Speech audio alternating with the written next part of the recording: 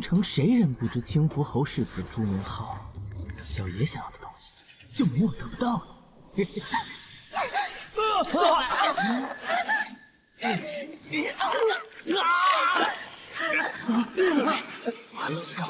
啊！注意啊！给老子抓住他！王爷，您外出5年，这次回京啊，皇上和太上皇一定会很高兴。驾你的车，无需多言。我家王爷实在高冷，也不知道日后要娶个什么样的王妃才能受得了他这性子。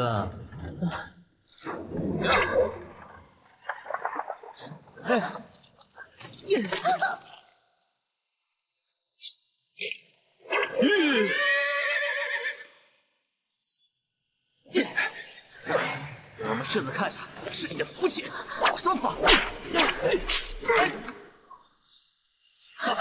光天化日竟敢强抢民女！坏，一时大意竟让他进了马车。姑娘，自己有福吧。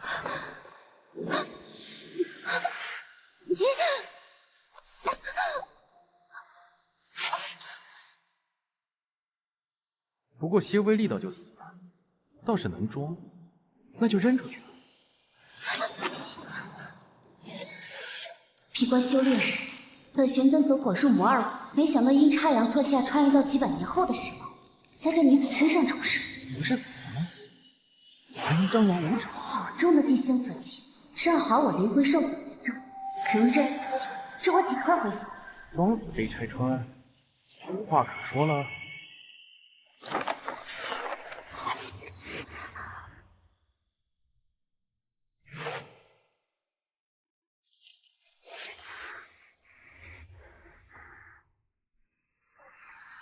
好舒服，但他生机不稳，好像随时要挂了。大胆淫浪妇人，竟敢对本王行此不轨之事！你个贱人，赶紧给我滚出来！否则别怪本少爷无情，扔你到军中做军妓。我和他没关系，帮我，我能救你性命。满口胡言，本王身体并无大碍。死鸭子嘴硬，放肆！竟敢！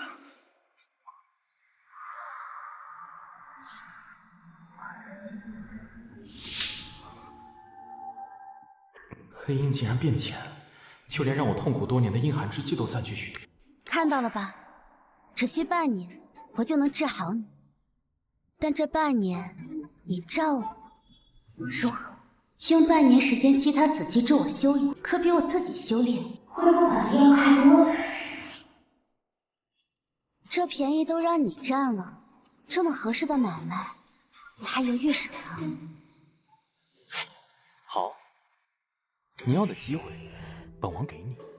出来！出来！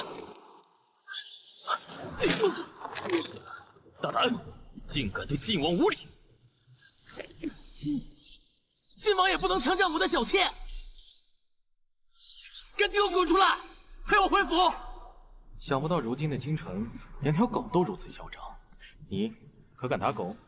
你敢照，我就敢打。还真是晋王。你要干嘛？这顿打是你自找的。别打了，别打了！倒是个暴脾气的虎子。别打了，别打了！告诉你，以后休要找我的麻烦。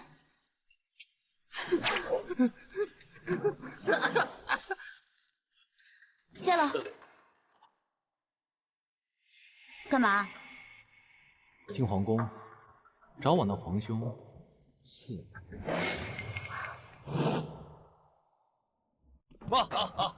阿月啊，你可算回来了！这些年朕天天在想你啊！这皇帝头顶紫气虚幻飘渺，帝王之位不过是南柯一梦啊！皇兄，你老了，还胖了，脸上都有皱纹了。不过也难怪，毕竟都是奔武的人了。仗着父王疼爱就敢对朕无礼，等他驾崩，看谁还护得了你！到时朕定要将你千刀万剐！哎，岁月不饶人嘛。阿月啊，你快给皇兄说说，你这些年在外面都干皇了什么？兄，本王此次进宫是想问皇兄要一道赐婚圣旨，你要成亲？本王不能成亲吗？虽说皇家最是无情，但这兄弟俩也太明摆着不和了。他莫非是起了反意，要娶骠骑将军或者中书令之女？是皇兄唐突了，不知道阿月是要娶哪家的千金呢？就是这位陆家姑娘，她家中无权无势，皇兄不必担心。阿月，你误会皇兄了啊！不好了，陛下，不好了，太上皇他吐血了。皇终于要驾崩了，今往后我就是真正的皇帝了。父皇，儿臣来了。父皇，阿月回来了，你还有什么要交代的，就尽管说吧。只管，一切好了。乃废帝遗诏，待朕死后，可皇帝伤害你阿月，凭此遗诏即可废帝。父皇，父皇！王既然这么宠爱你，就留在这里给他出殡吧。哼！这句话不许记。皇上不顾太上皇刚刚崩逝，让晋王单独送终，并规些史官不许记载，实乃小人行径。太上皇遗诏为：若皇帝伤害晋王，即可废帝。这我怎么写上了？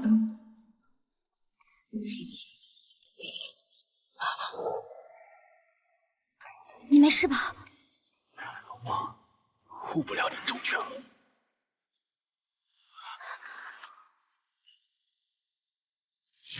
不好，你中了同命秘术。急急如律令，玄天凝气，去！太上皇叫什么？快说呀！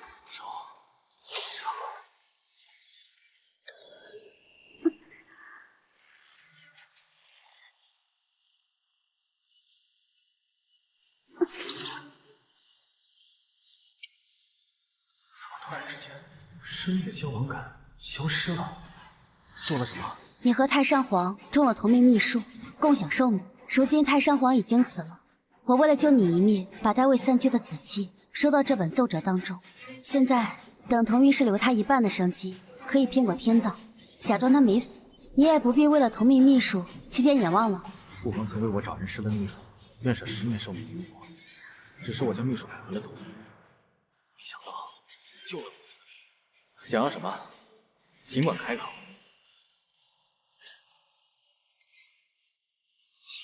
我想要你。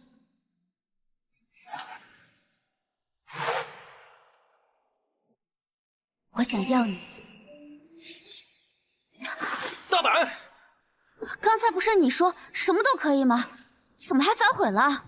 父皇自幼对我宠爱较多，他才刚刚驾崩，我怎么与你在他师生面前行还放肆？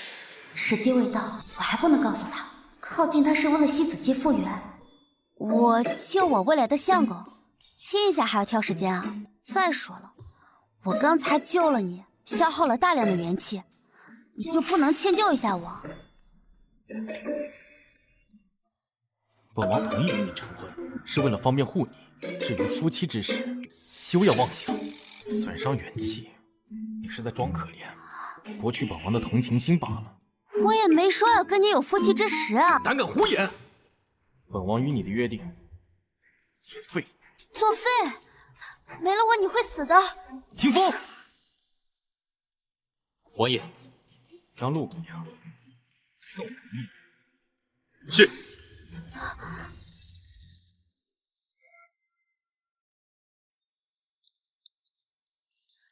这就是我的屋子？你一个乡下长大的野丫头，爹爹和娘亲能把你接回来已经很不错了，你还挑什么挑？嘴巴真臭！早饭你是就着粪坑里的米田共吃的吧？你，灵儿，母亲知道你是被晋王的人送回来的，但不该因此就目中无人啊！什么送回来？明明是他一心想要攀附权贵，恬不知耻的爬上了晋世子的床，结果被人家送回了家。这件事儿出了之后，咱们家在京城已经成笑话了。混账东西，给我陆家丢尽了脸！一回来就辱骂女儿，你不配为人父。你个混账！娘亲，他一回来就敢顶撞父亲，您就不应该托关系让府太医来给他看病。他是不是真的被世子所伤还不一定呢，说不定他就是在装可怜。就算没伤，调理调理身子也是好的。灵儿，府太医从前可是太医令，医术高超，德高望重，在他面前你可莫要失礼啊！当年真和女人街看望我母亲的机会，爬上陆明的床。我母亲病死后，他立刻闪，并将年幼的我赶到乡下。他会好心给我看病？不好，这下有问题。乡里掺了改变我的脉象药，惠林大夫误判我得了脏病，这位女子是想彻底毁掉我的名声，以我不洁为由，将我永远禁足在这破屋里。患者何人？参见府太医。府太医，是我家二女儿灵儿，快让府太医帮你把把脉。走。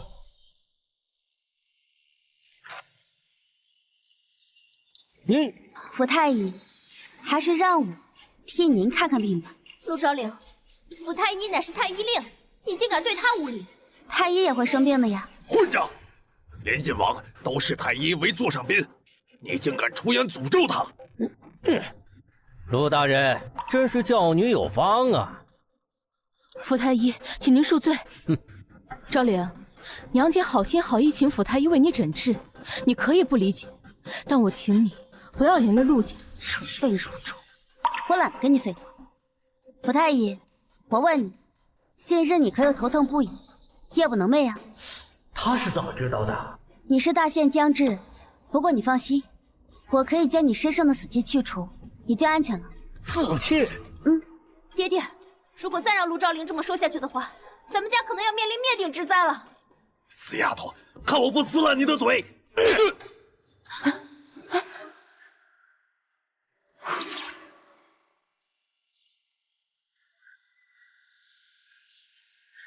可有玉佩？有。天地无量，手疾速决，急急如律令。砰！我已经将你身上的死气过渡到这玉上，这玉已经替你死一回了，你得救了。陆昭陵，你真是不知俗，你竟然敢把府太医的玉佩弄碎！爹爹，快把他杖毙了，以消府太医之怒。好。你个蠢货，住口！多谢神医救了老夫一命。多谢神医救了老夫一命。不瞒你说，老夫近日自感突发怪病，时日不多，但又束手无策。没想到今日有幸被神医出手治愈，谢谢。客气了，请起。府太医，你是不是搞错了？她一个粗野丫头，怎么可能懂医术呢？耳光还没吃够吗？陆明啊，你陆家是穷得揭不开锅，还是刻不抠搜，竟让陆姑娘住如此寒舍？其实这个屋子吧，也就是窗户破了点儿，但是通风啊。这屋顶虽然漏雨，但是也节省了我去打水的精力。对我这般乡下长大的女子，也算是难得的好去处。孽障，你胡说什么呀？你才是孽障，还不赶快给陆小姐换出好院子？刚刚路过的启霞院就不错。府太医有所不知，启霞院为小女子所住，并非空院。是啊。那你搬出去。怎么？不情愿？现在陆小姐是我的恩人，得罪陆小姐，那就是跟我福某过不去。搬，立马搬。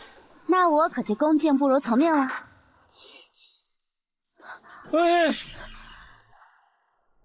之前救了晋王，刚才又救了你，我这能量消耗太大。府太医，拜托你，让晋王速来救我。好的，我这就去。只有他的紫气能帮得了我。福太医啊，郡王，棺材是怎么回事？说来话长，不提也罢。王爷，老朽正准备找你去陆府，陆姑娘她情况危急。陆姑娘，你认识陆昭灵？老朽连自己的棺材都准备好了，没想到却被陆姑娘救了下来。但她现在有难，急需王爷去救。她的事与本王无关。王爷，陆姑娘医术了得，定能治好您的寒症，您救她不亏。纵使她能治愈本王，本王也不想和她有牵连。王爷似乎对陆姑娘有成见。实不相瞒，陆姑娘为了救你，她元气损耗，虚弱得很。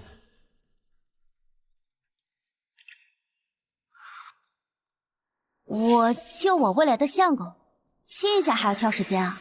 再说了，我刚才救了你，消耗了大量的元气，你就不能迁就一下我？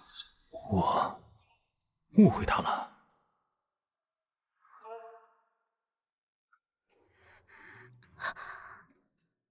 单凭一己之力想要恢复元气，实属困难啊！还是周时月那厮比较好用。姑娘家家的，口不择言。你倒告诉我，本王哪里好用？好相公，你可算来了，快让我尝尝你的味儿！小气鬼，要不是我，你……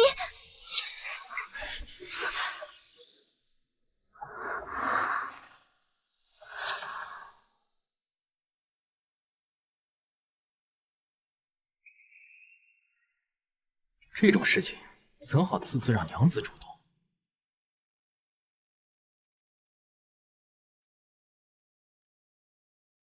这种事情怎好次次让娘子主动？你要干什么？我警告你啊，就你那点小身板，遭受不住男女之事的。原来你一直都怕呀！你耍我！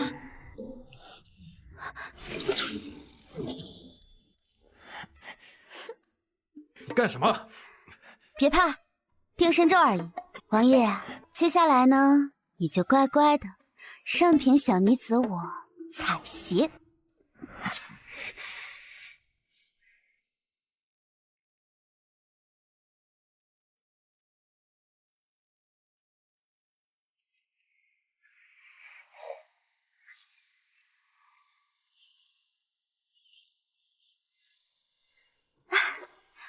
好了，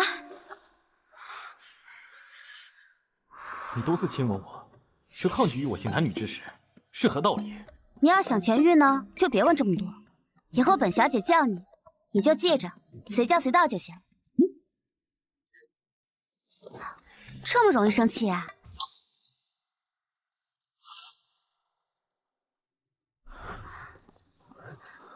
你怎么了？寒症又发作了。别慌，有我在。一级元君，南宫射令，朱邪，走。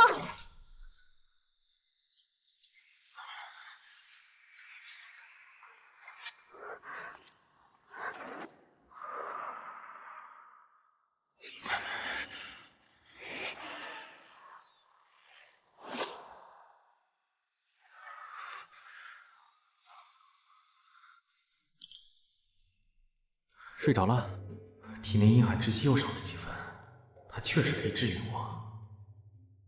明日我再来时，会带着聘礼前来，向你下聘。竟然被他治好了府太医，那贱丫头怎么突然这么大本事？就是瞎猫碰上了死耗子，说不定过几天府太医病发，还要怪到他头上呢。这么说，我们不必惧怕，他有府太医这座靠山了。当然。他抢了我的院子，我定要好好教训他。周时月说，今日会带着圣旨来向我下聘。如果我们做了夫妻，就可以时刻待在他身边，尽情的吸收他的紫气了。陆昭灵，你个贱人！野丫头，你还真是好气色呀！怎么不装好人了？老爷不在，没这个必要。哦，谁让你昨天占我院子？看我今天怎么打你！你敢打我？怎样？又在闹什么呢？爹，是他不分青红皂白就打我，而且他还骂您是贱人。你个逆长！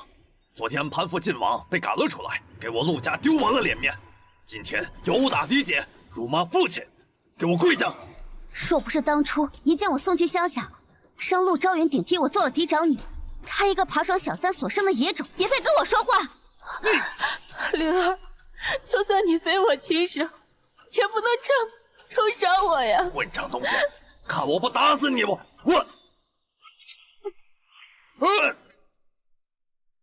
爹，你怎么能打我呢？灵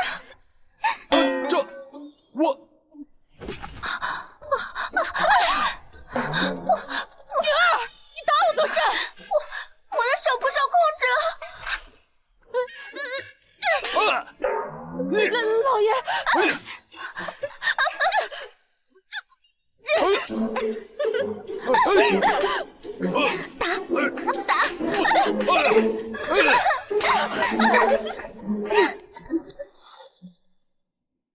阿月，那陆家姑娘并非良配，据朕所知，她生在乡野之间，不宜见我皇族玉蝶。你的婚事仍在议。陆家都不行，那就中书令家了。据说他家千金从小就爱慕本王，与他成亲，他定会对本王言听必从。还有，骠骑将军家的千金也不错，与这两家任何一家结亲，都对本王如虎添翼。郡王，你是在威胁朕吗？陛下只管说，同不同意我和陆昭灵的婚事？你，朕准了。陆昭灵，我一心为你着想，你竟欲要是害我们。为了不让你犯下更大的罪孽，我必须替老爷好好管教管教你。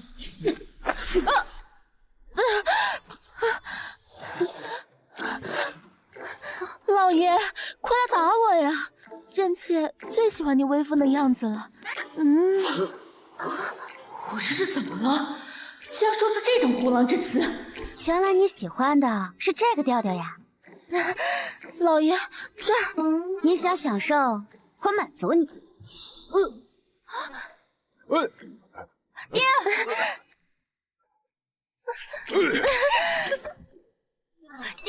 爹，为父要控制不住了！哎呀！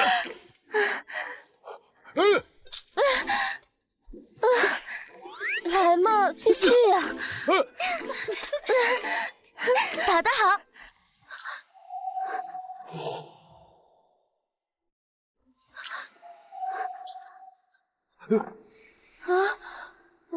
坏了，昨夜救治周时月，这会用法过度了。我可以动了。他的妖术没有了。云儿，替为父教训他。你们要干什么？当然是要把你打成狗。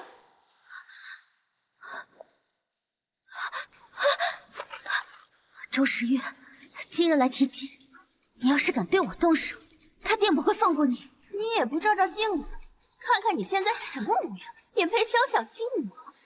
我告诉你，你这一辈子只能被我踩在脚下，当畜生一样打。你就不怕靖王震怒吗？那我就把你打死，我倒要看看靖王会不会因为你而动怒。周时月，你怎么还不来？难道本玄尊今日就要死在这楚国手下？明年的今日就是你的忌日。晋王到，晋王府前来向陆昭灵小姐下聘。晋王向陆昭灵小姐送上南海东珠1箱翠红玛瑙10套，名师苏绣20幅，黄金10万两。10万！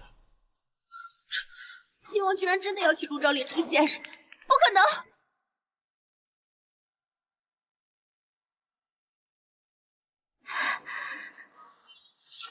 晋王，我奉旨结亲，谁敢说王妃是贱人？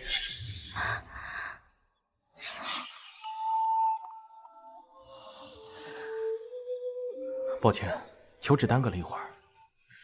逆女，见了晋王还不快跪下！昭陵拿我未来王妃，无需行此大礼。晋王，这不太妥当啊！陆大人，难道要违背本王吗？微臣不敢。奉天承运，皇帝诏曰：陆明之女陆昭陵，贤良淑德，性情敦厚，品貌出众。今特赐婚于晋王为妃，则即日完婚，钦此。臣女接旨。陆大人，你们刚刚要对本王的王妃做什么？禀王爷，臣的这个女儿性情顽劣，刚才臣刚要教导一番，让王爷见笑了。圣旨上说陆二姑娘性情敦厚，而陆大人却说陆二姑娘性情顽劣，是要违背圣意。臣不敢，不敢最好。来人！王爷，从今往后，你就侍奉在陆二姑娘左右，直至与本王完婚。若是再有陆家人对她不敬，不必手下留情。属下遵命。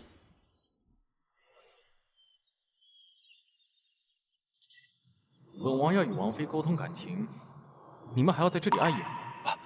微臣这就告退。你怎么才来呀？我都等你半天了。我都等你半天了。这准王妃也太好放了吧！干嘛？我需要你。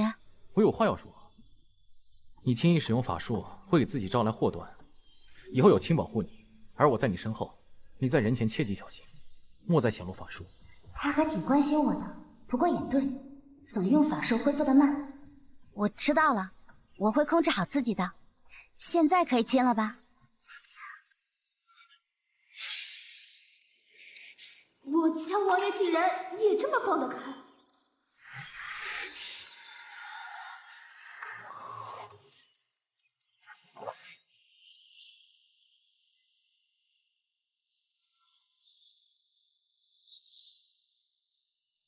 这些足够了。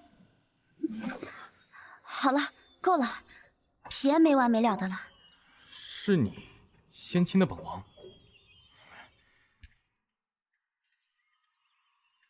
怎么，还没亲够？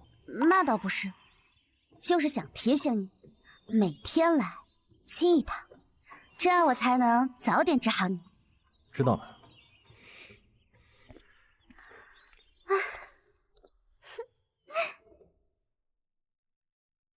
这外面的阵能够镇得住这帮贱人吗？放心吧，爹，我师傅的降妖伏魔阵法绝对有用。趁晋王给的那丫鬟不在，赶紧把她制服。你们还敢来这里？怎么是嫌昨天挨的打还不够吗？你们还敢来这里？怎么是嫌昨天挨的打还不够吗？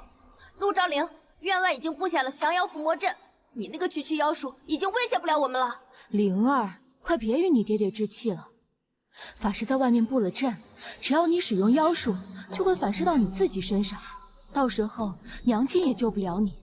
布阵，哼，还真是小瞧我了。看我的！什么破阵，连一点作用都没有，身体尚未恢复，这倒是个暂避锋芒的好机会。我怎么没有法力了呀？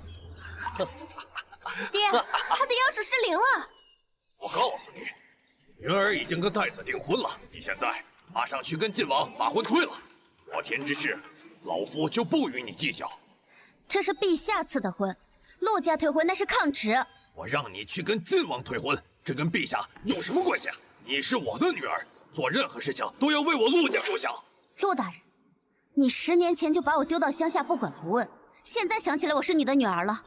既然都是女儿，那为何不让陆昭云和太子退婚？灵儿，云儿和太子的婚约在前，你爹也是不得已呀。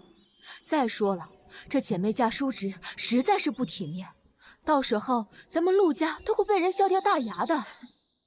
陆夫人，你10年前爬上我爹的床，我们陆家早就已经成为笑柄了吧？你个孽障，你竟敢诋毁我跟你的嫡母！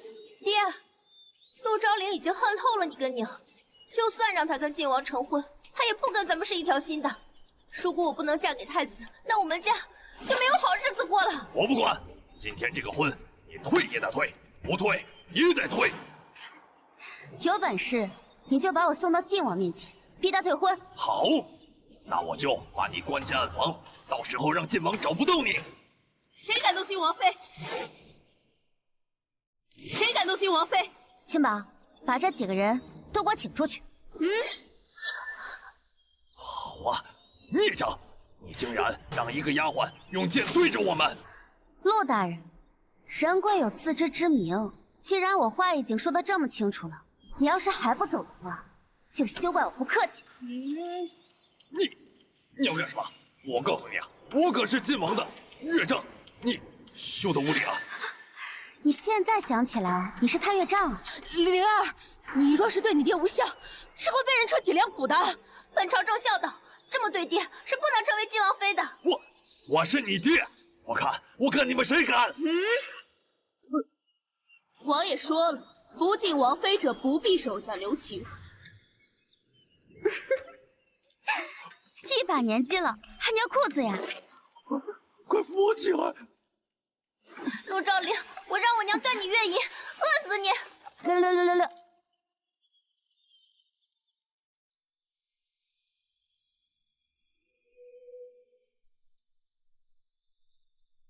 难得见你这么安静。血包来了。什么血包？血包来了。什么血包？要是让他知道我拿它当血包，这显灵包肯定要不高兴。没什么，没什么。如今你靠山也有了，治病的事什么时候能开始？还不好说。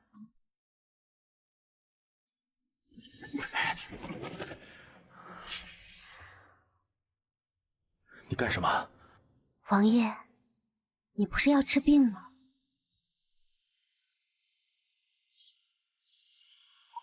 这马流竟然融去我身上大把寒气。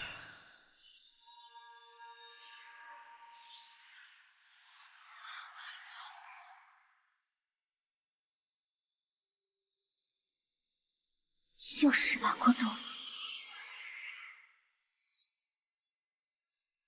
赵琳，亲我。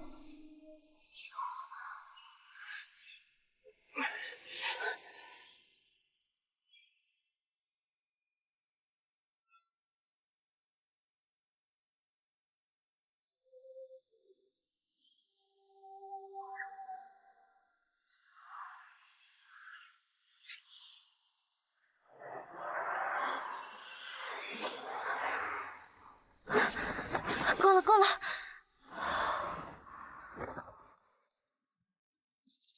他发光后虚弱，但被我亲吻后片刻就好了。难道与我亲吻可助他恢复？本王就看你半年后要如何离开。请我来，所谓何事啊？神相千金发来帖子，邀请你们姐妹赴神府参加宴会。你准备与你姐姐一起赴宴吧。上古神器夺魂铃就在神府，只要用铃铛就能储存紫气了。陆昭陵这个乡巴佬一定迫不及待的要去长见识，但那是超经验，他大字不会，去了只会出丑。更何况沈香郡爱慕晋王已久，定饶不了这贱人。到时我们就把他送到轻福侯世子的床上。连套像样的衣服都没有，我可丢不起这个人。云儿，正好啊，把那件刚做好的云纱衣裙拿来，给你妹妹穿。那我可就不客气了。好吧。哎呀，我连套适合宴会的头面都没有，还是算了。哎，灵儿，是为娘粗心了。云儿，快把珍宝阁刚送来的头面给你妹妹。行，我一会儿叫人给你送过去。这么大方，肯定不怀好意。那好吧，那我就给你们这个面子。今日之后，我就要让你成为人人喊打的淫妇。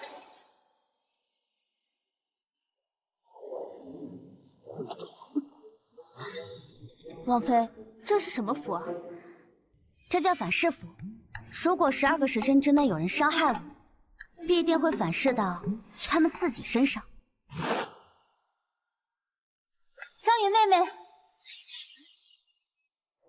哪来的小妖妇，长了张勾人的骚脸，也配来参加贵女的宴会？这位大姐，你实在不必因为嫉妒我长得比你好看而口出恶言。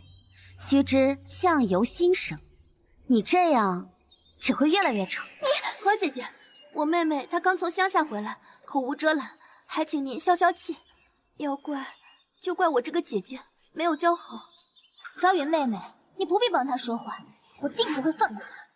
这位大姐，你确定你能对付得了我？贱人，敢叫我大姐！坏了，这贱人不会恢复了妖术吧？王妃，这是什么符啊？这叫反噬符。如果12个时辰之内有人伤害我，必定会反噬到他们自己身上。你敢打我？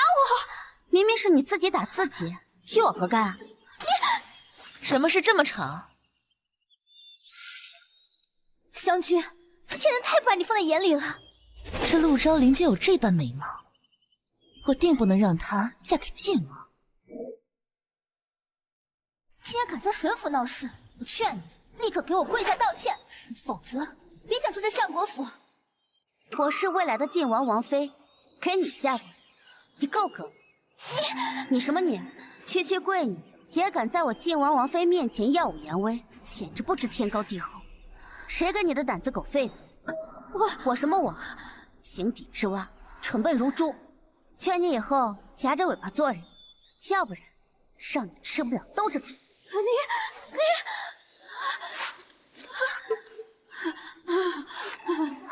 啊，他反咬脚疯了！好个伶牙俐齿的陆昭灵，竟把何莲气得发病。我倒要看看一会儿抄经大会你怎么办。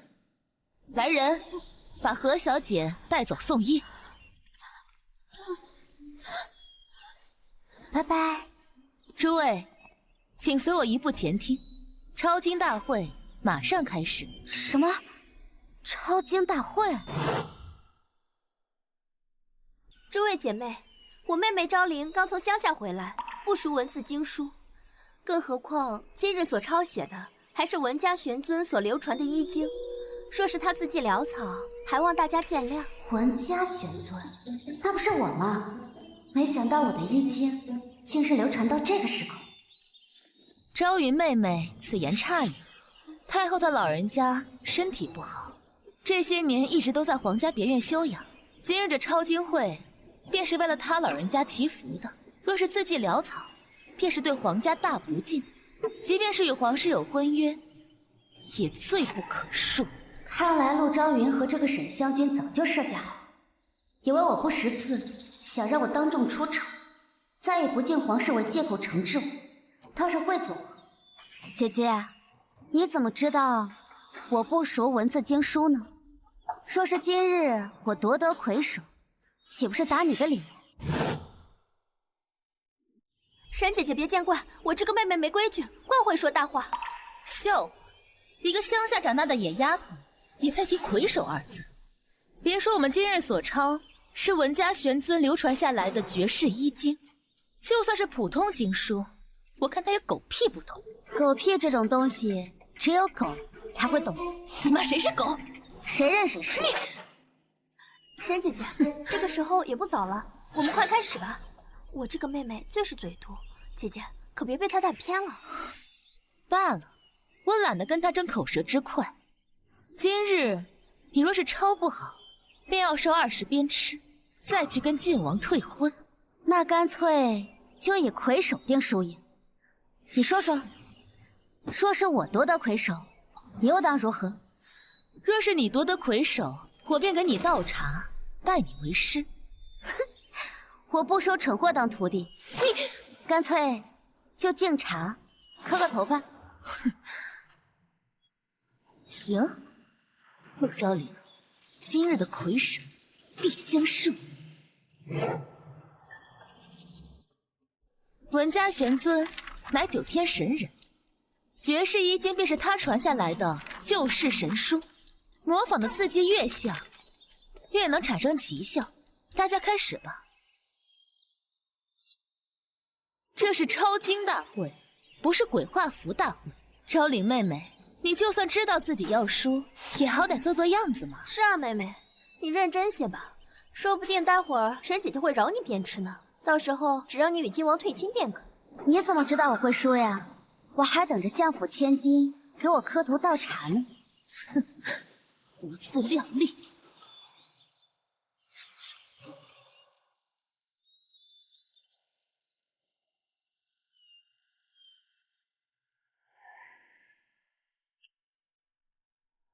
诸位，今日抄经会是我所办，为了公平起见，我特意请来了靖王，为我们选出魁首。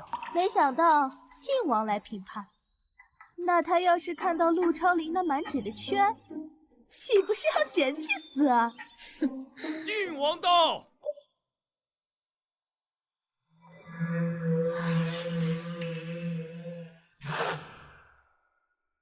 参见靖王。起来吧。谢靖王赏面，经书已经全部抄写完毕，还请靖王选出魁首。沈相国之女算是有些笔墨，这经文勉强可堪。湘郡谢靖王夸奖。靖王，不堪入目。我等才疏学浅，怎可与沈姐姐相比？昭玲妹妹，你还不快把你写的给靖王品鉴一下？等王爷他看到你那乌漆抹黑的鬼画符，定会嫌弃死你。那就请靖王评论一下我的经书。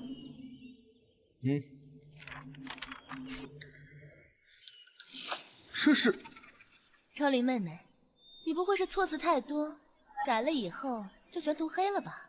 靖王殿下，我妹妹昭玲她不识字，玷污了要献给太后的经书，还请责罚。但是她真的不是故意的。你说他错字多，你说他不识字。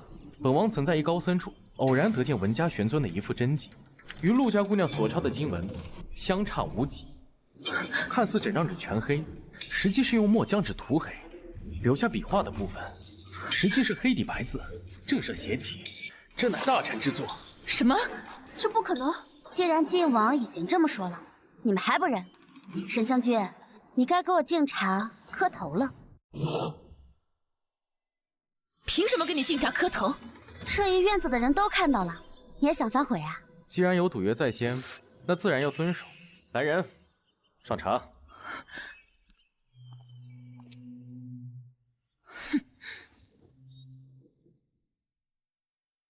迷情药，敬个茶都想着算计我，那我只能让你尝尝被反噬的滋味了。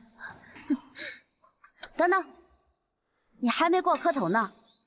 你不要欺人太甚！是我欺人太甚，还是你想反悔啊？夫君，他骗我。世上无人能欺骗本王的王妃。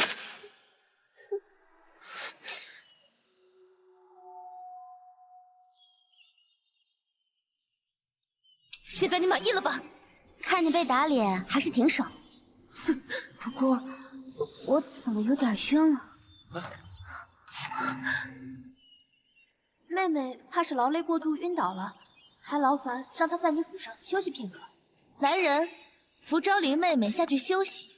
不必，本王即刻送她回府。靖王殿下，你与昭玲妹妹还未成亲，请你顾及一下她的名节。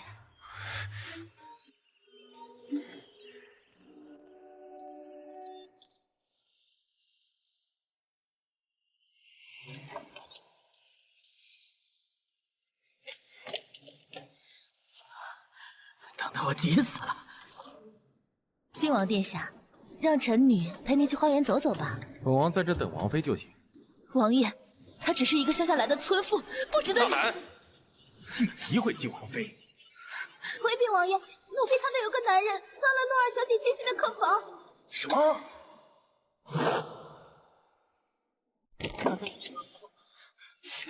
老实点。湘君，救我！闭嘴！你什么你？是不是很奇怪，为什么我好端端的站在这里？其实一开始呢，我是被迷晕了，但是这迷情药的药效已经反噬到了你的身上。迷情药？什么迷情药？我看你就是跟男人私会被发现了，就胡乱说什么反噬。你真当自己是会施法的神仙啊？如果我说我就是会施法的神仙呢？神仙姐姐，你就饶了我吧！我真的……楚明浩，胆敢侮辱靖王妃！来人，给我带出去！王爷，你饶了我吧！神仙姐姐，你饶了我吧！我知道错了。我怎么突然这么热？你没事吧？没事。那就好。小姐。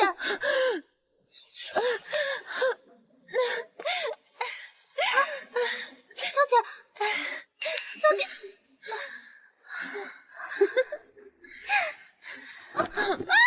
小姐，小姐，什么干？小姐，好难受，好热。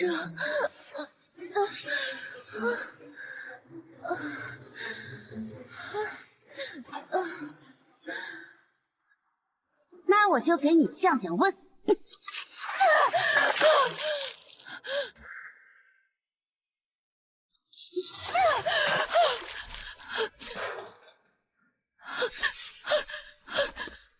我刚刚，小姐，您放心，刚刚你没有失身。闭嘴！陆昭陵，是你害我！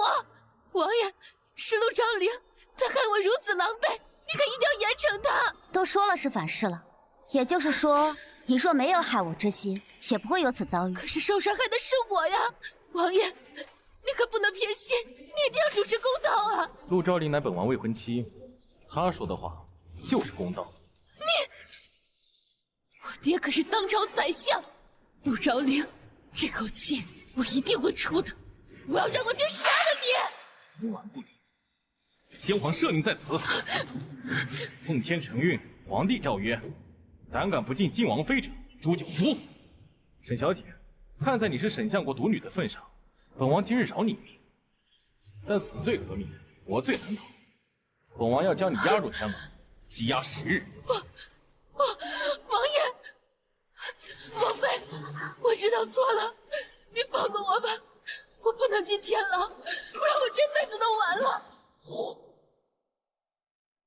饶过你，倒也不是不可以，不过要用府里一个铃铛跟我交换。铃铛，府中是有一个古物铃铛，但是我见没用，我就顺手把它放在一个箱子里了。你还愣着干什么？快去找啊！是。找到了，谢了。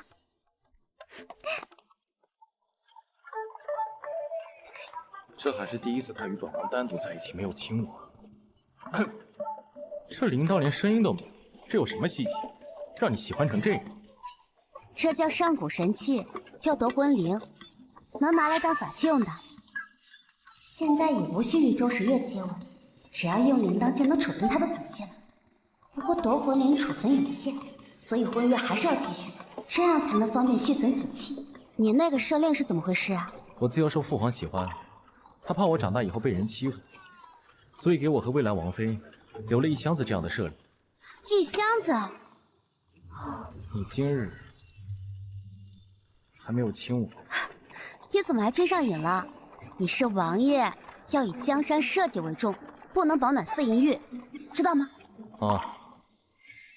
不过你刚才在神府护着我的样子，还挺帅的。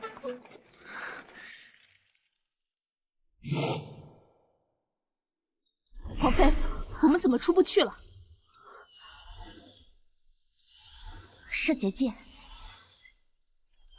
陆昭陵，我虽然治不了你，但是我可以困住你。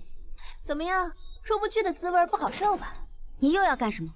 我是来提醒你，今日呢是太子奉陛下之命，要在结婚之前与我相看的，所以你好好的待在这儿，别出去给我捣乱。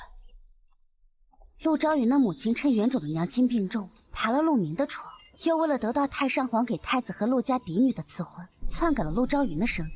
妄图让她嫁给太子，我一定不能让他们得逞。王妃，我们真要在这院子里待一天吗？破除结界损耗功力太大，我尚未复原，不宜硬来。不过，我还是有办法的。急急如律令，千里传音。通。王爷，当朝太子都喜欢吃什么菜啊？红烧鸡、酱香鸭、松鼠桂鱼、红烧猪蹄。不出这个院子，我也能把太子从陆昭云手里给抢过来。殿下，这是臣女特意为您下厨准备的，不知道是否合您胃口？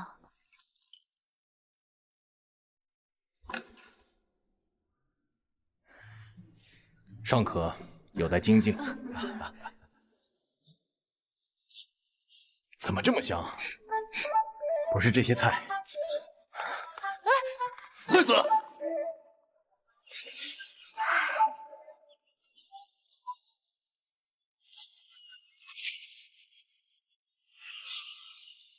母后曾经艳压六宫，可这女子的容貌竟是胜过母后数倍不止。这些菜可是姑娘做的？是啊，要不要一起吃？大胆逆女，见了太子还不快站起来！殿下，臣这女儿有失礼仪啊。陆家的嫡次女与晋王订婚那位，无碍。这菜飘香四溢，不到愿意一试。贱人，竟然想出这样的办法把太子引过来。但殿下对吃食向来挑剔，只要我说难吃，他定不愿再尝你的菜。殿下，您乃当今太子，国之根本，入口的东西怎能如此随意？臣女愿替你一试。太子殿下，昭灵她骗了你。这菜虽然看着不错，闻着也香，可味道实在是难以下咽。难吃？你说的可是真的？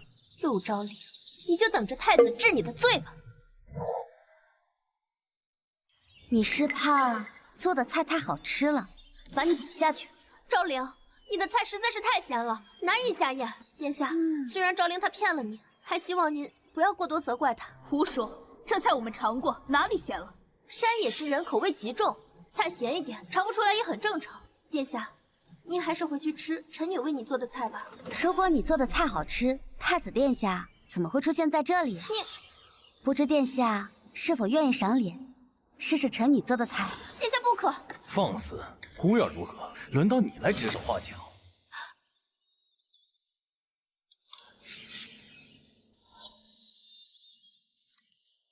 这红烧猪蹄肥而不腻，软糯又带些弹性，可比宫中御厨的厨艺要好得多。谢殿下夸奖。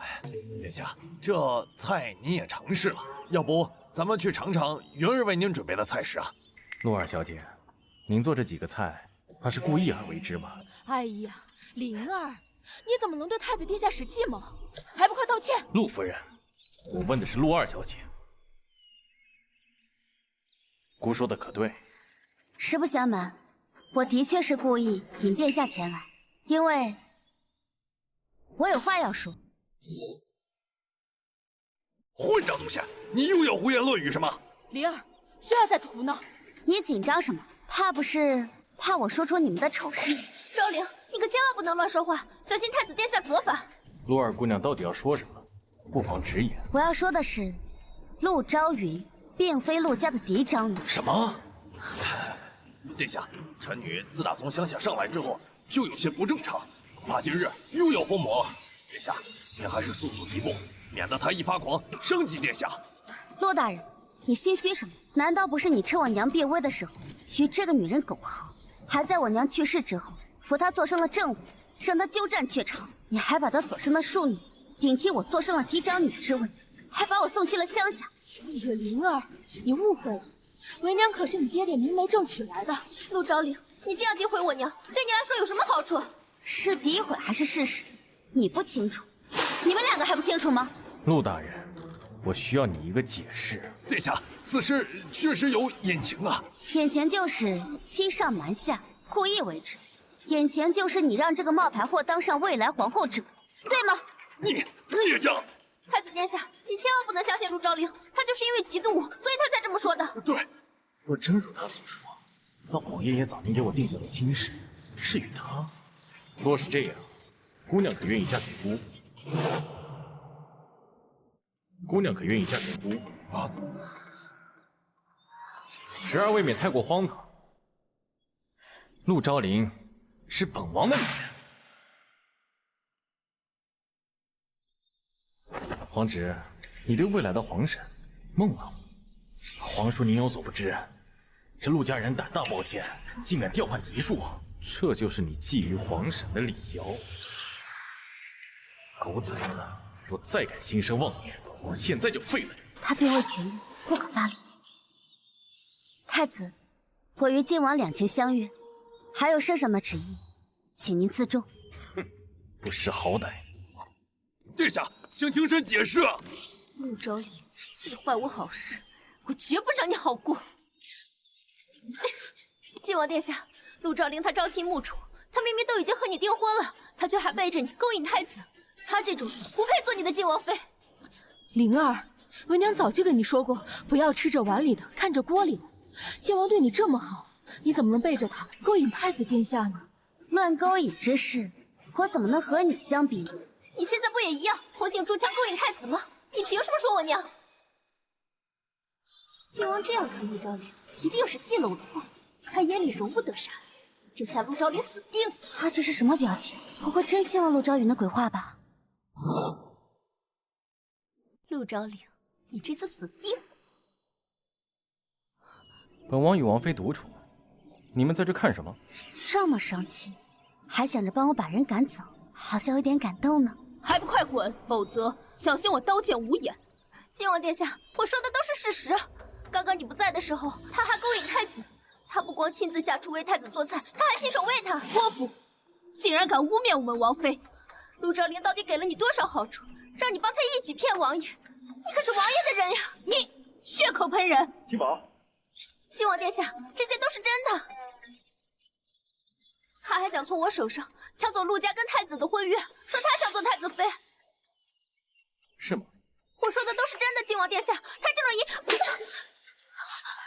晋王，我们家云儿说的可都是实话呀！滚！原来不用我亲自动手，看他们被打巴掌也这么爽啊！王妃心情很愉悦，看来这顿饭吃的甚是开心了。当然开心了。你什么意思啊？你这人倒是会装傻。又生气了，哼，莫名其妙，怎么一股好浓的醋啊？难道他喜欢我？不行，我得试他一试。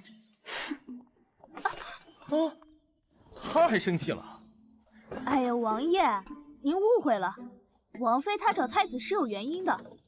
他什么原因不能来找本王，非去招惹那个太子？难道他不知道太子是个好色之徒？要不是我及时赶到，今日这事都不知道怎么收尾。我家王爷竟然一口气说了这么多字，难道是中邪了？昭灵，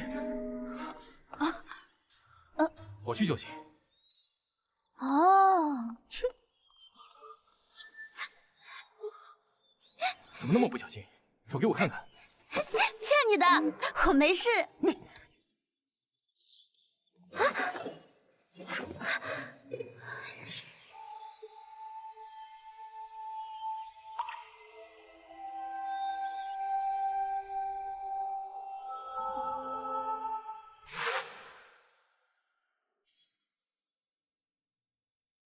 我做菜是为了揭发陆明换掉嫡庶长幼，你生什么气啊？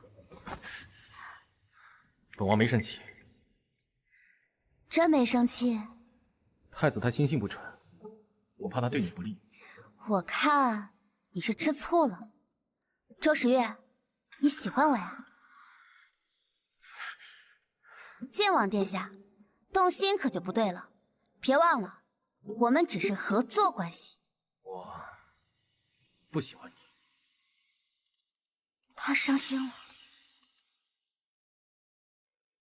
父皇，皇爷爷当年给儿臣定下的婚约是与陆家嫡长女，若不是陆明更换嫡庶，儿臣娶的是那陆昭灵，还请父皇拨乱反正，这么多年都没借口除掉晋王，没想早给这机会的竟然是个小小的陆家。先皇已逝，朕与晋王都是皇上子嗣，你理应遵守先皇遗旨。这件事儿就按太子说的做吧。皇兄，圣旨已下，君命难违。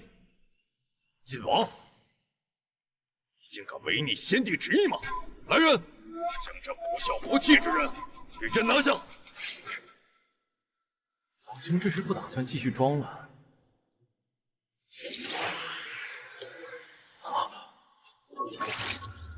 不好，云姬触发了寒症，还不把这逆臣拿下！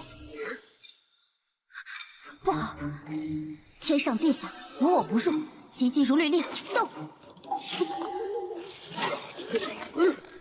有我在，谁敢动他？陆昭灵，你从哪儿冒出来的？什么妖怪？护驾，护驾！糟了，一时着急，忘了法力尚未完全恢复，不能使用瞬移之法。即便陛下产女自小体弱，便练了些养生道法，但是不知哪里出现问题，竟然瞬间移动到了这。哎呀，原来如此啊！他直接刺激晋王对朕出手，到时候就算是先皇遗旨，也留不住他的性命。既然来了，那便听旨吧。朕遵循先皇遗旨，取消你与晋王的婚事，将你赐婚给太子陆昭灵。太不谢恩，本王既然先皇制定了婚约，臣女愿意谢恩领旨，下与太子。看来你之前拒绝过，不过是以退为进。看你如此任性，怎么担得起太子妃之威？日后定要好好学学规矩。你当真要嫁给他？当真，只是……朕劝你别再说什么只是。陛下，臣女要说的，臣女担心陛下会介意臣女命不久矣，惹得太子殿下被传苛欺，不可担当国本。什么？你再说一遍。陛下，臣女生来体弱，虽然学了一些道法，但是先天不足，命不久矣。王室不喜欢体弱女子，他们定会主动放弃婚约，此计高明。不可能！你前几日还生龙活虎的给姑下厨，怎么突然就活不久了？我看你是舍不得晋王，故意编造。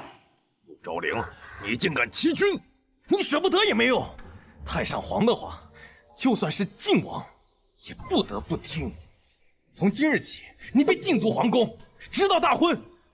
陛下，臣女所言句句属实。因他为之疑，朝堂上定会掀起风波。但若是他伙同周时月骗朕，这件事儿必须谨慎。是真是假，找太医来，一看便知。来人，唤太医。这狗皇怎么这么多人？拜见陛下。马上给陆昭灵诊脉，告知朕他的脉象如何。是。陆小姐，得罪了。麻烦了，福太医。现在我消耗过多，脉象归虚，福太医只要照实说出脉象即可。啊，到底如何？陛下，陆小姐她大限将至。什么？他竟然真要死了！算了，国本为重，他日朕定会寻到别的机会除掉晋王。陆昭灵，你敢欺君！够了，君无戏言。既然朕已经给晋王和他下了赐婚圣旨，这件事儿就到此为止。你们都退下吧。父皇，朕说退下。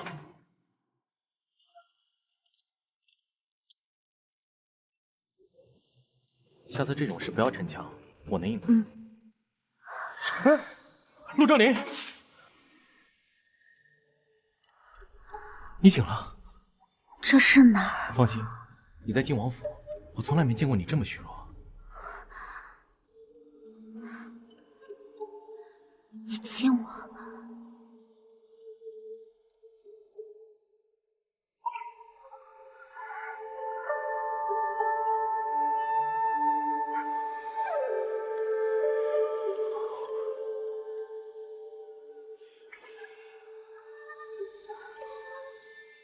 子气不再进入丹体，看来是瞬移消耗过深，导致经脉闭塞，那就只能周时月，你可愿与我欢好？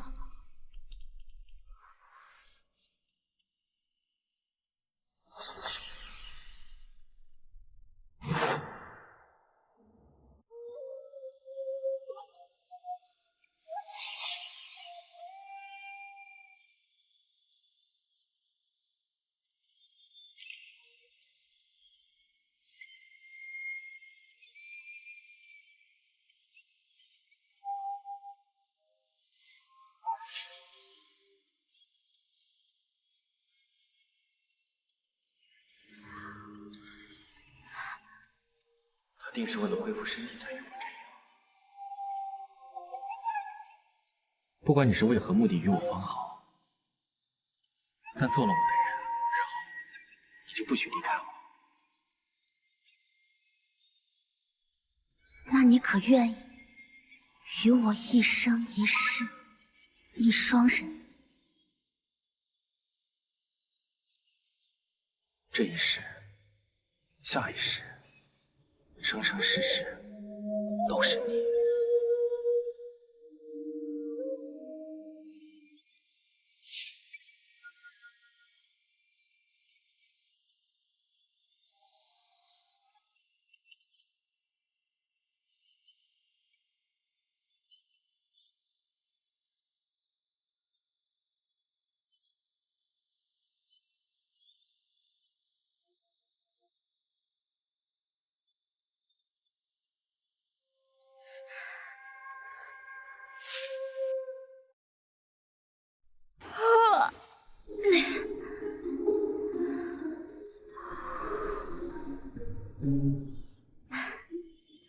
现在我的功力已经全部恢复了，收服。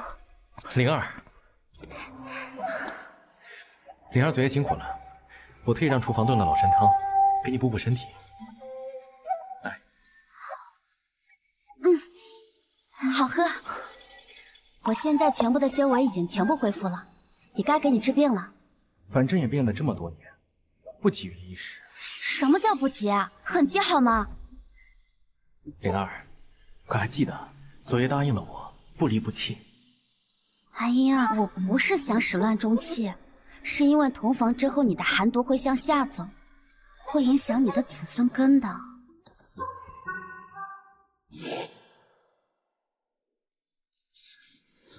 你干嘛？一晚上的时间还不够吗？为了灵儿日后的快乐，我要立刻治疗。你现在的病已经恢复90%了，不用再脱衣服了。现在只需要一味奇药就能去根。老爷，你就去铃兰药阁把火灵根拍下来吧。到时候太子拿到这稀世珍宝，说不定还能给云儿谋个侧妃之位呢。火灵根，那不是周时月需要的吗？你这个败家娘们儿！这兰陵药阁光入场费就要3000两，凭你们母女俩现在的身份，配花那么多钱吗？哎，老爷，老爷！周时月给了我那么多彩礼，区3000，小意思。陆昭礼，就凭你也想讨好父母，我偏不让你一提。陆昭凌，是你们？想不到吧，陆昭凌，你想拿下火灵根讨好晋王的事被我听见了，所以今天能拿下火灵根的人，绝对不可能是你。等我拿到火灵根，晋王定会对我刮目相看，到时候任凭你怎么讨好他都没用了。你脑子是被门夹了吧？说我讨好周时月，哎，周时月，你说说看，是这个意思吗？参见晋王。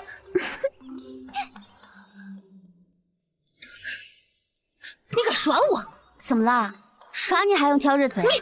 申姐姐，咱们快进去吧，等拍下火灵根，我看他还怎么生气。哼！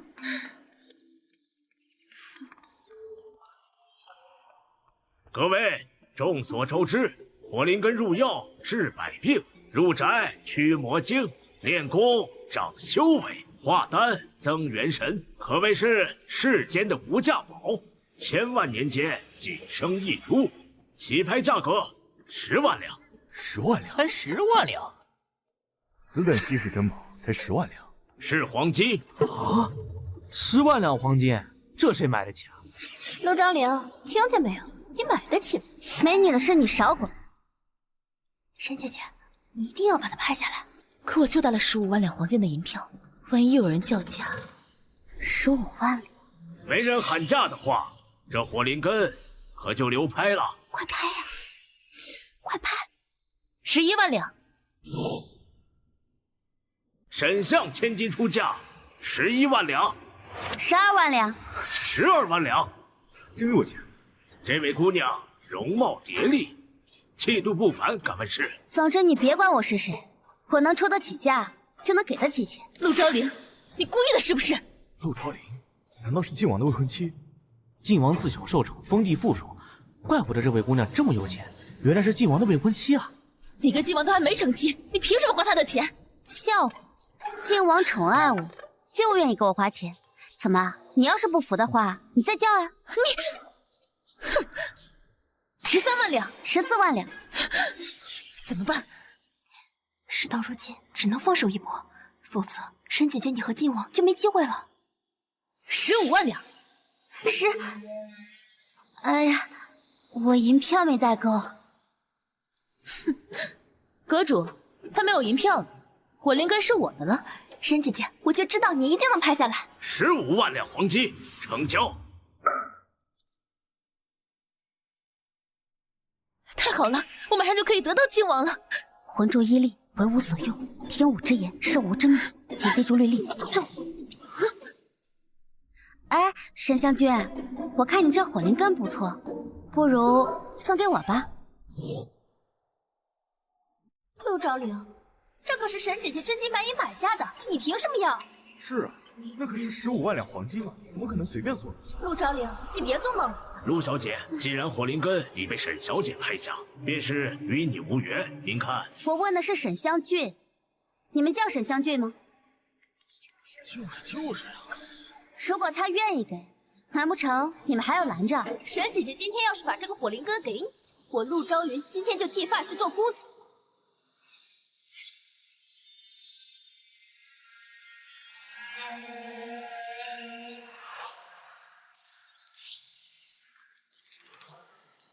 火灵根送给你。啊，这是真的吗？这是真的吗？本阁主之前狭隘了，沈相千金，气度非凡呀。沈姐姐，你不能把火灵根给他呀！火灵根，给。这是给我的，你抢什么？谢谢了。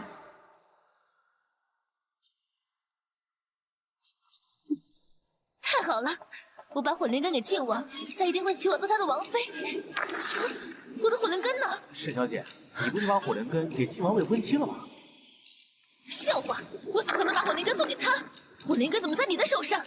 沈小姐，难道你后悔了？后什么悔？我不可能给他。沈小姐刚才可是当着所有人的面亲自给我的。是啊，我们可以作证。是妖术，是妖术，妖术？对，就是妖术。沈姐姐，超惊艳那日的事，宴会上的时候你还问题？嘿，这大庭广众的怎么还打起狗了？陆昭陵，你满意了吧？非也，谁刚才承诺的，谁把它给我，谁就要去剃发当姑子。沈姐姐，救救我！我不想剃发。陆昭陵，有我在，你休得放肆！把火灵根还给我！凭什么给你？你算老几？上次是有晋王殿下在，你占了便宜，但今天他不在，看你！啊，周时月，你怎么才来呀？有人欺负我！贱人，你还想骗我？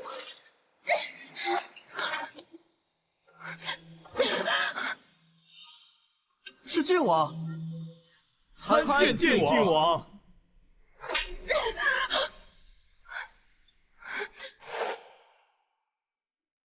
敢辱骂晋王妃，罪不可恕。我怎么来这儿了？我是来这找救你命的药啊，可是我没拍到，但这个沈香俊已经把它送给我了。殿下，是陆昭陵，他骗走了我为你拍下的火灵根，而且殿下为我做主。沈姑娘，请你自重。虽然你把东西给了灵儿，但我们晋王府绝不占人便宜，省了多少银钱，我会派人送回省府。不是的，殿下，我在乎的不是银钱，我在乎的是您啊！哦，这沈家千金虽贵为朝中之女，但是这15万两黄金都不在乎，我这个王妃都自愧不如啊！诸位，既然沈家千金不要，那我们晋王府也没必要收回去了，我们就把这些钱全部救助灾民。哎呦，晋王妃，实乃我辈楷模呀！这钱花给百姓，不心疼吗？本王求之不得。不愧是被我盖过章的男人。走，回家治病去。走。沈姐姐，陆昭凌害得我们这么惨，我们一定不能放过他。陆昭凌，火灵根的事就算了，但给王爷治病非同小可，你必须给我进宫面圣。福太医，晋王的脉象如何？火灵根可能治好他的病。回禀陛下，晋王脉搏强健有力，大有好转。若是服用火灵根，定能痊愈啊！怎么可能？朕当年下毒的时候，方士明明说这毒无药可解。只是火灵根带有剧毒，必须用特殊办法，才可将毒性转为补性。有毒？陛下，陆昭凌想要毒害王爷呀！臣女从未听过陆昭凌会什么医术，这其中一定有诈。他是从乡下来的，难不成他是和别的男人私定了终身，所以想要谋害晋王？陆姑娘为何这般诋毁自己的姐妹？况且你可是亲眼看到过王妃救了老夫的。福太医，陆昭凌自己都快死了，他还怎么救人？此事在朕看来不妥。陛下，自古以来，医者不能自医呀。晋王寻医多年，如今好不容易有了希望，朕不可犹豫啊！陛下，王爷的药熬好了。王爷，陆昭凌想要谋害你，你可不能喝呀！本王只信灵儿，你若再敢挑拨，就别怪本王抓你下狱。陆昭凌会的是妖术，哪懂医理？他一定不会处理火灵根的毒性。你做什么？银簪变黑了，这药有毒。竟然真有毒！有毒又如何？有病治病就行了。喝了它，我保你药到病除。王爷，你不能喝，你会死的！本王说了，只信灵儿。这药只能把晋王送走。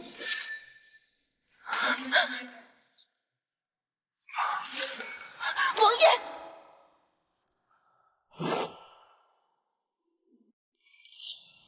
服药后经脉需要1炷香的时间，驱除恶无残，期间人会晕倒，但他这也晕得太快了吧？王死了，老天终于开了一回眼。父皇宠爱晋王又有什么用？今日这帮江山只剩朕了。陆昭凌，你谋害晋王，其罪当诛。他没有死，只是晕了过去。你这个毒妇，我要杀了你！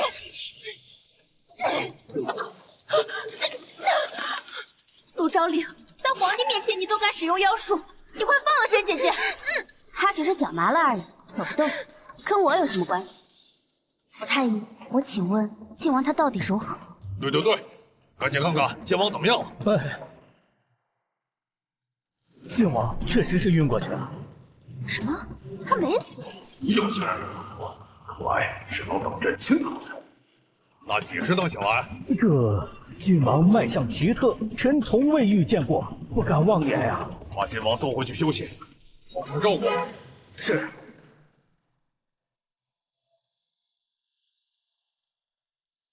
陆昭凌，就算晋王没死，但他现在昏迷不醒，你还有什么好说的？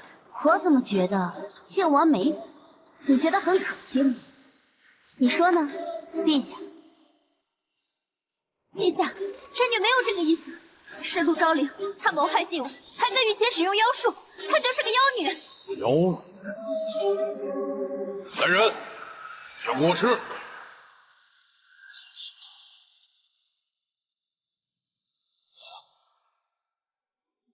陛下，这人有点烦，归免事端，我还是封住真气，使他看着长官招我。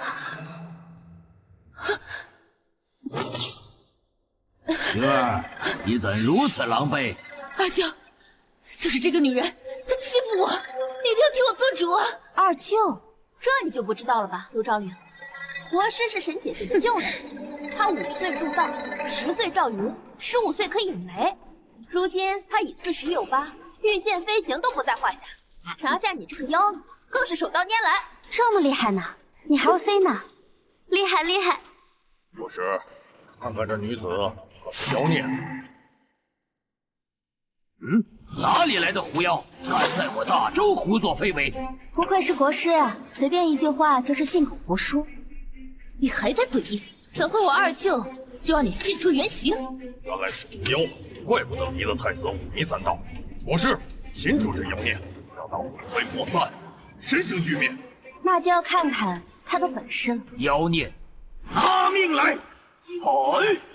仙才烧了一半，看来今日这一战是免不了。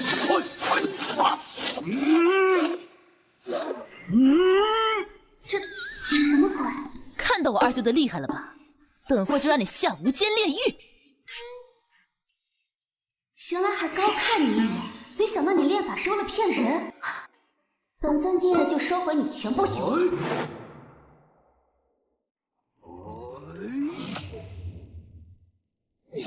哎呦！二舅，你快起来呀！你快起来杀了这狐妖啊！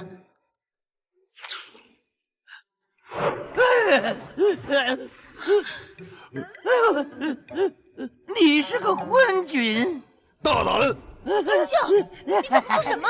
我荒淫无度，我半夜敲寡妇门，我和大嫂私通，生了私生子。二舅，我抓的女妖精都是人，还逼迫他们和我双修。我是大骗子！来人，把这个恬不知耻的混账给我拉去斩喽！离主仙快到了，周时渊那厮应该要醒。皇上，既然一切都是误会，臣女就先行告退了。我要回去看望晋王。不行，陛下，虽然她不是妖女，但是她毕竟谋害了皇亲国戚，不能姑息。是啊，皇上，她一定是故意害晋王的。陛下，晋王就您一个兄长，您一定要替他做主。你这哭腔法，不知道的还以为你是王爷的王妃呢。陛下，沈姐姐虽是纵情了些，但她说的不无道理啊。陆昭灵，谋害皇室中人，罪不可赦，朕绝不饶你。哦，陛下，晋王醒了。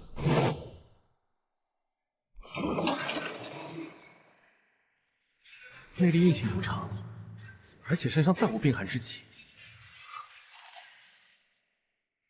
黑斑全然消失了。周灵，变好了，全好了。没想到他痊愈之后，此气更加难住，竟然遍布整个天地。他怎么没死啊？去看看晋王还有没有什么大碍。陛下，王爷脉象稳健，体内再无任何病灶。晋王妃实乃再世华佗呀！陆昭灵真的救了晋王，以后想弄死他岂不是更难？是陆昭灵救了王爷，不是你害我！献上火莲根救了王爷的人不该是我。陛下面前不宜杀神，若有下次，记得提前备好棺材。皇兄，臣弟告退。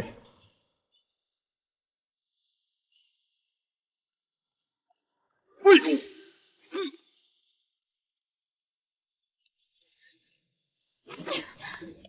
为什么？我到底哪里比不过陆昭灵？最爱你的人，明明是我。让你不听，打死你！我打死你！我，老爷，逆女，有了跟太子的婚约，竟然还敢招惹未来的晋王妃！你爹，只要除掉陆昭灵，让我做回陆家嫡长女，就可以挽回婚约。否则让陆昭灵当了晋王妃，咱们家是没有好果子吃的。我是他爹，他能把我怎么样？你自己想死，你不用连累我们陆家呀！哼！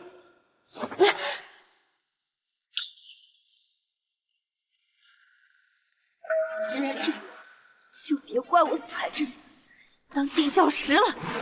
你还来做什么？沈姐姐何必在这儿自怜自哀呢？只要听我的，你就是日后的晋王王妃。你有何主意？我陆家颠倒嫡庶，让我代替陆昭灵嫁与太子，这是欺君之罪。只要姐姐向太子请旨，降罪于陆家，这样陆昭灵就变成了罪臣之女，她就没有资格再嫁给晋王。是个好主意，但如此一来，陆家可就保不住了。陆家对我不仁，就别怪我对他们不义。还劳烦姐姐日后在太子面前多说几句好话。从今日开始，朝云全凭姐姐使唤。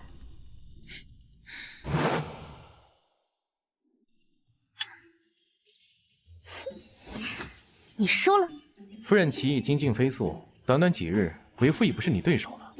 你脸皮可真厚啊！你我尚未成婚，谁是你夫人？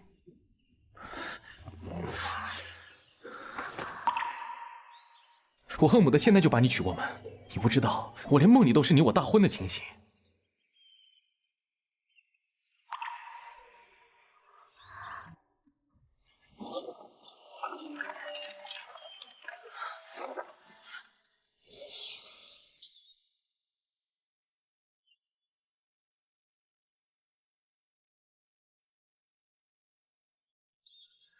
成亲之前，你不许再这样。让我身体痊愈后，我便命王府准备咱们的婚事。听说珍宝阁有几枚稀世东珠，到时候我带你买回来，镶在你公府的凤冠上，可好？王爷王妃，太子来了，楚有圣旨要求。皇叔也在啊，那就一起接旨吧。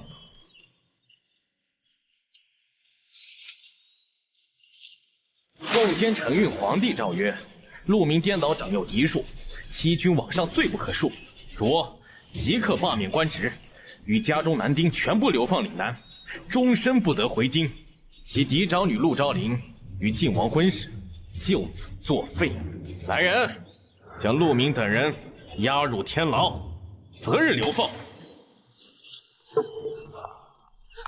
王爷，王爷，王爷，太子，王爷，王爷，太子。侄儿恭喜皇叔，又能重新选妃。本王此生非灵儿不娶。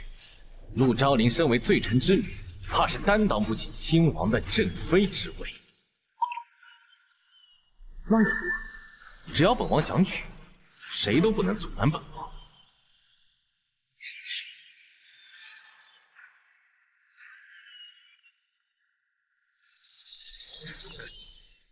恭喜殿下，马上就抱得美人归。你献的计策实在是高，姑要重点赏你。殿下，朝云妹妹心里一直有你，往后就让妹妹陪在你身边吧。以女恭请殿下，就算是做奴婢，也想跟在殿下身边。很好，那姑今日就好好宠幸一下。陆昭灵，等我得到太子的宠爱，定要让你万劫不复。这件事恐怕是太子跟皇帝有意为之。若我猜的没错，母后现在应该已经在回京的路上。太后，皇帝并非母后亲生，父皇担心他对母后有加害之意，很早就便以养病的名义让母后移居别院，甚至说过，即使他病逝，母后都不能回宫。那如果太后回来，是因为我们的事？母后出身名门，最是看重身份。若是她知道陆家获罪，一定会阻止我娶你。那我们应该如何应对？这个问题多余了。你应该清楚，即使道基复凿，我对你的心意亘古不变。生气啦？好了，我清楚了。只要我们两个能够坚定一心，什么难关我们都能过去的。等的就是你这句话。都怪我儿时多病，父亲不得已才将皇位让皇帝，否则就不会有今日的难堪了。其实你那病……王爷，太后那边传来消息，让您入宫等候。陆家现在回不得呢，我派人送你回府。哎，不用了，我自己逛逛。你快进宫等太后吧，去吧。这皇室的事啊，真是麻烦。娘娘，你已经派晋王入宫等了，怎么还有功夫闲逛呢？那就让他再等等，他等得越久，就越心急，哀家说的话就越好使。哀家岁数大了，想多看看这京师繁华。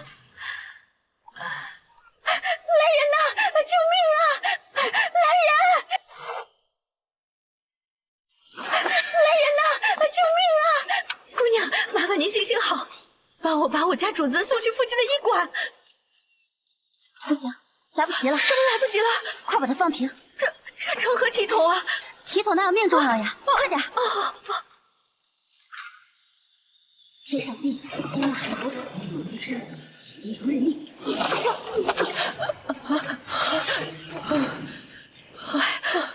主子，您可算是醒了，多亏了这位姑娘救了您啊！哀家刚刚心口一滞，无法呼吸，之后竟然灵魂出窍，看到这姑娘将哀家放到救治。哪还有不舒服的地方？快扶我起来！这孩子每晚发劲，那就是尚未成亲。姑娘，你可否婚配？本来有，但是、那就是没有嘛。孩子，明日正午，你去千味轩天字1号见我们呐，不见不散啊！娘娘这是为靖王定了个妙人啊！这罪臣之女有什么好的？哪比得上这丫头人美心善？你看着吧，我就不信这小兔崽子见了会不动心。千味轩，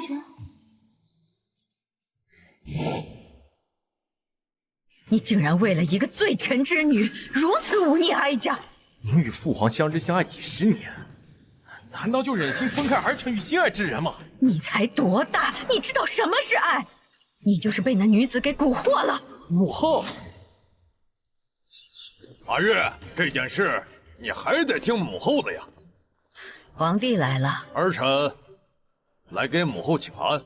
母后，这件事你有所不知，那陆明区区一个6官，竟然胆敢调战长幼嫡庶，实在是有失官体，有悖人伦呐！这样的爹能生出什么样的好女儿？周时月，必须给哀家断了这个念想。母后，莫要气坏了身子，还是要好好劝劝阿月。国事繁忙，儿臣先告退了。这么多年，朕一直活在你们的阴影下，这次朕就看着你们母子离心，再将你们一网打尽。母后，灵儿与陆明不一样，况且他还救过儿臣的命，你见过他就会明白了。这件事，沈相国已经派人禀报给哀家了，明明就是沈香君，你竟然把功劳归结到那个女人身上，可不就是被她勾了魂？这样的狐妹子，哀家不见。你干什么？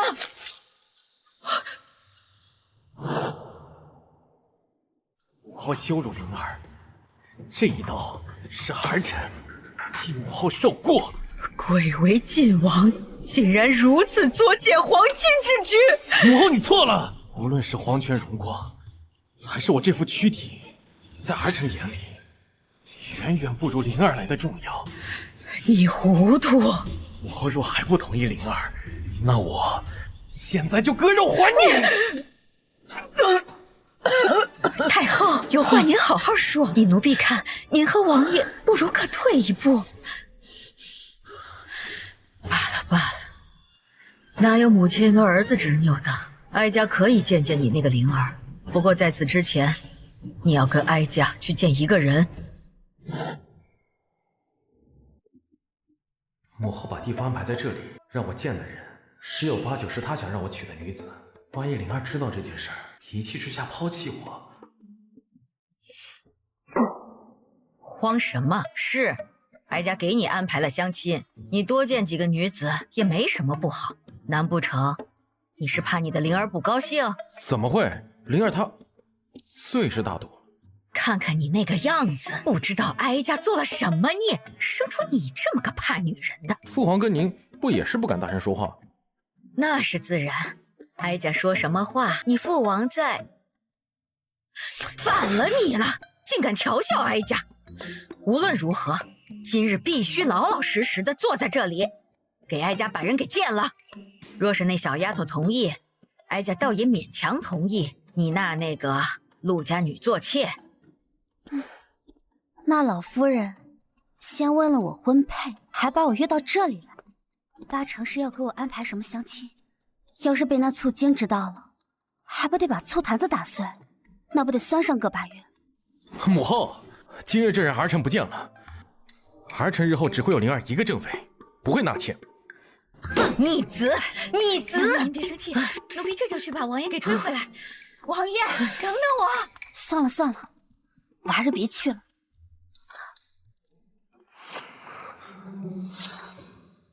他怎么在这里？我就是走错地方了。小姑娘，你终于来了！王爷，这就是娘娘给你选的王妃。没想到小丫头就是灵儿，这乌龙闹的，你看。母后，我早就跟您说过，灵儿救过我，偏不行。哀家也是被那个沈相国给骗了。当年您在骊山打猎，就曾被灵儿的母亲救过。昨日灵儿又救了您，您说这2次救命之恩该怎么算？你就别揶揄哀家啦，哀家以后都听你的，还不成吗？你看看，灵儿都笑话哀家了。太后性格率真，甚是可爱。灵儿，以前哀家错怪了你，都是哀家的错。以后啊，哀家什么事都向着你啊。谢太后，那日后我就靠您罩着了。哎，正好，哀家邀请了大家族的嫡女到寿康宫啊，一起品尝藩国的贡品。哎，你也来啊！到时候哀家要让所有人都知道，哀家就是你的靠山，看谁还敢因为你的出身看不起你。靠山什么的都好说。太后，关于靖王的病，我有话要说。啊？太后听闻陆小姐喜欢吃桃子，特意到桃园给您摘最新鲜的桃子，还嘱咐让您把寿康宫当自己的家，自在就好。辛苦嬷嬷通传。那老奴这就去桃园服侍太后。陆姑娘，请自便。想不到大周身份最尊贵的女人，住所竟是称得上简朴。那个狗皇帝，御书房每一块桌角恨不得贴块金，简直俗不可耐。陆昭陵，你竟敢私闯太后寝宫！陆昭陵，还好意思说我要是你，我就找个地洞钻进去。你们每天都做那么多丢脸的事儿，还每天招摇过市。我又没做过什么见不得人的事儿。沈小姐不管做什么，都是沈相国的千金，不像某些人家世本来就不好，还被陛下给抄了，彻底贬回了庶民。庶民又如何？庶民还会种地呢，不像你们这些好吃懒做的贵族。没有了庶民，你们吃什么、用什么、穿什么？本千金知道你牙尖嘴利，但今日你私闯寝宫，你以为就凭你几句话就可以得到太后的认可？你怎么知道我是私闯进来的？你不私闯，如何进得了太后的寝宫？来人，把这贱人给我押下去，让她跪在门口，好好认错。沈小姐，何必大动干戈，竟要这样对待美人儿？这新结的桃子味道清甜无比，灵儿定会喜欢。这都是娘娘亲自摘的，这全天下就咱们准王妃一人能吃到，能不甜吗？先前呢还错怪了她，差点拆散了一对有情人。如今哀家不过是摘了几个桃子，就当是将功补过吧。时候不早了，八成啊，灵儿该等急了。走吧。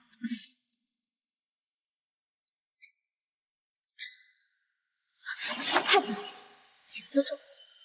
一介孤女还敢跟孤装清高？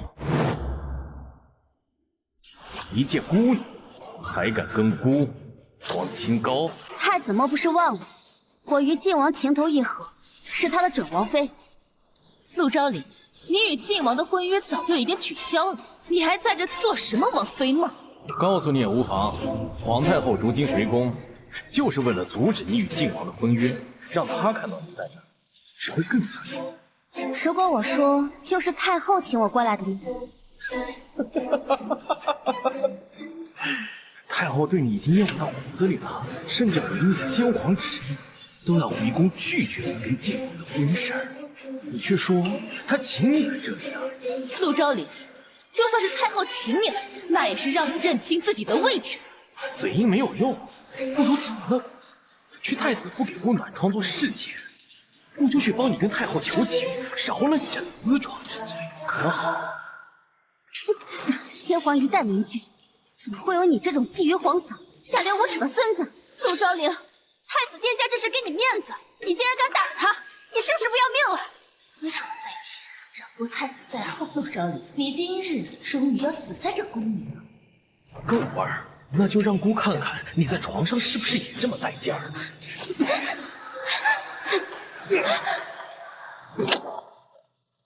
庶子竟然敢打灵儿的主意！靖王，你还真是孝顺。太后一进宫，你就天天来这请安。太子莫不是要告诉我，你今日之所以出现在这里，也是来问安的？那是自然。太后今日邀请诸多女眷，而这里没有你的亲自。怎么没有？皇爷爷当年给我定下的未婚妻，就长在这里。灵儿是本王的主人妃，岂容你等消息？靖王殿下，你与陆昭陵的婚约早已举行，这现在就是一结束，根本就配不上你。沈姑娘，本王说过，你若再敢欺辱靖王妃，就自己准备好棺材。皇叔是真不懂得怜香惜玉，连沈小姐这样的妙人都敢呵斥。他说的也没错，你与陆昭陵的婚约早已解除，若非要违逆圣旨，他是会被贬为庶人。不劳太子操心，还是快滚吧！姑不是为皇叔费心，姑是为美人着。攀龙附凤，最后嫁给一个庶人，不如从了姑，等姑登基那天，封你为贵妃，让你与允儿一起辞职，可好？你脑子怕是进水了吧？我放着好好的靖王妃不做，做你的妾。殿下，陆昭陵如此不识抬举，要不就地斩杀！你个贱人，别以为姑不知道你在想什么。我早说过，太后不会认你这个儿媳妇儿，你跟她在一起，只会害得她最后一无所有。就算哀家的儿子一无所有，他还有哀家，岂轮得到你这个孽障羞辱？臣女沈香俊给太后请安。陆昭陵，你就等着太后的雷霆之怒吧。太后，陆昭陵是姑看上的人，还请太后给姑3分薄面。你想多了。灵儿，这是哀家亲手摘的桃子，你快尝尝。谢太后。陆小姐能吃到咱们主子亲手摘的桃子，便是太上皇也没有这待遇呢。太后怎么会给陆昭陵摘桃子？她不是很讨厌陆昭陵吗？太后，这位就是陆昭陵，就是那位罪臣之女。哀家知道，哀家还知道，她是晋王未过门的妻子。你还要说什么？太后，陆昭陵她如今变为庶人，根本就配不上晋王殿下。人家小两口过日子，配不配得上，跟你有何干？好啊，敬酒不吃吃罚酒。但这对狗母子今天一个也别想走。陆昭陵姑要定了，等姑玩你以后，就给你拨到军营里做军妓。嗨，陆昭陵那贱人今日定是有去无回。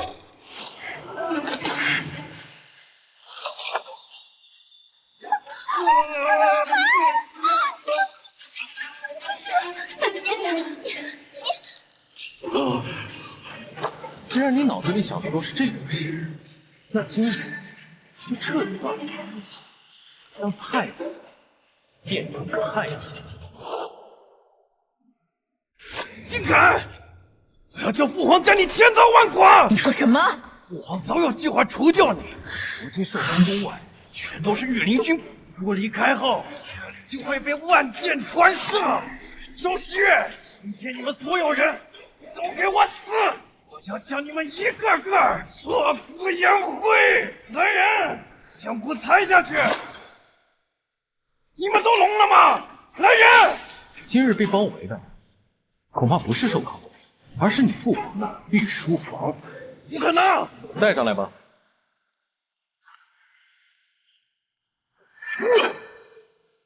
父皇，没想到你早有准备。罢了，朕败了。晋王，不必手下留情。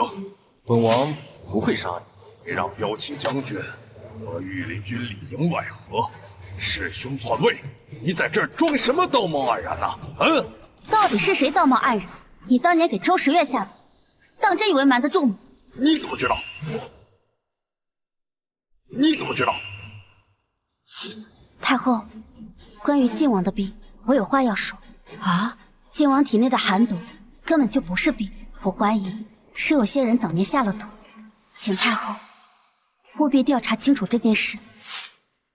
哀家成亲3年无子，先皇迫于无奈，才与别的女人生下了你，养于哀家膝下。哀家自问待你不薄，更是在你登基后隐退，没想到10几年前就开始下毒残害我儿。那是因为父皇偏心，朕从小饱读诗书，不敢让父皇有半点担心。可自从你带下他，他便没有再看我一眼。我恨毒阿月，我要杀他，有什么不对？心怀不正的人才会把责任推卸给别人，所以行才会看不上你。太后，臣还查到先皇的死就是这个狗皇帝干的。帮凶正是丞相国，那老贼已被臣一剑刺死。父亲，父亲，沈家全完了。把皇帝和太子押入天牢，日后问斩，以祭先帝。一切终于尘埃落定，周时月，你就要当皇帝了，咱们也是时候说再见了。灵儿，我哪里做的不好？你为何要离开？太上皇钟爱皇太后，但也迫于子嗣压力，与他人生子。你即将登上高位，又如何能保持不变？那我重新立誓。皇天在上，后土为证。我周时月以国运立誓，无论何等身份，终身只娶陆兆林一人，生同亲，死同血。愿我与你朝朝暮暮，岁岁年年。